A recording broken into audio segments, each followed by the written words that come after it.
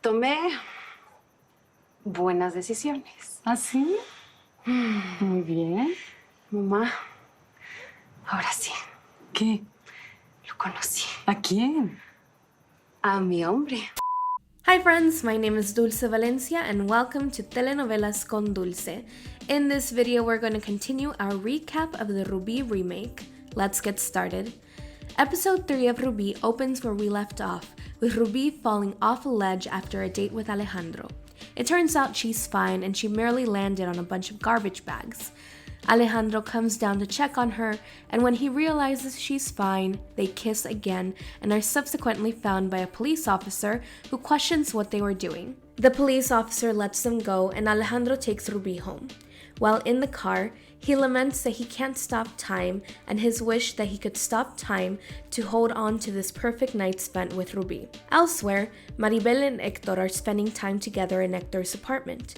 Maribel opens up about past experiences with boyfriends and has Hector promise her that he will not hurt her. Héctor, no me hagas daño, por favor. Es lo único que te pido. Sería incapaz de hacerte daño. Hector does, and they spend their first night together. The next day, Hector goes to Maribel's house and is visibly flustered. This worries Maribel, but her worry disappears when Hector proposes to her in front of her family. She happily accepts, though her father doesn't like Hector. At the university, Maribel shows off her engagement ring, and Rubi talks about Alejandro and their date and how excited she is that she found a millionaire just like Hector.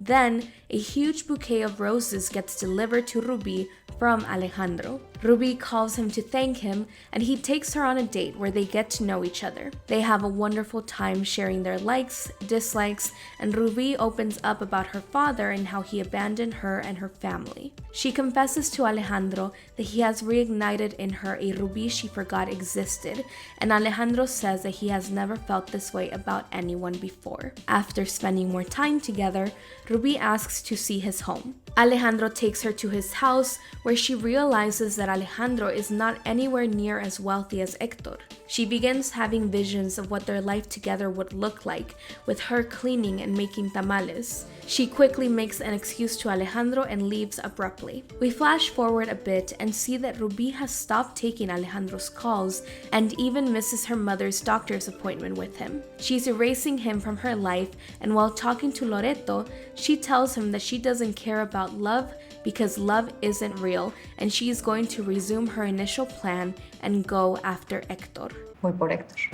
No, no puedes. Es el prometido de tu mejor amiga, se van a No, casar. corrección. Se iban a casar. That day, when Rubi arrives to her vecindad, she sees Alejandro is waiting for her. He confronts Rubi on why she stopped answering his calls, and Rubi tells him she loves him, but he is not the man she needs. Te amo, pero no eres el hombre que necesito. She then walks away in tears, and that is how the episode ends. A few stray ends.